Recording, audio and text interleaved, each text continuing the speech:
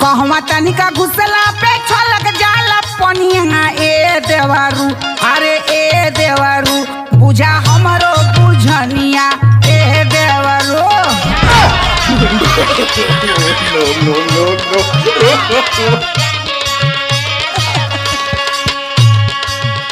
फंस गईला ना?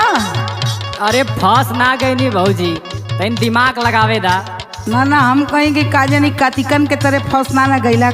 अरे नहीं हो। अच्छा तब बतावा तनी, ढेर मुस्किया मत, हमहू के काम है। अरे कहाँ जा तू? अरे यार तो के बता के जाई, तू अपन काम करा। ला सुना, जौन वादा कैले वो के पहले पूरा करा। अरे दम चाप देम ना, दम तोरे सवालवा पे हमार जवाबवा देखा कैसी जा। खाली केहुनिया रख देव ना तो बिगड़ जाई कपड़ा। अरे भौजी खाली हड्डिया देखे में अइला हो। चला चला बोला। ला सुना, अखिया में अंगूर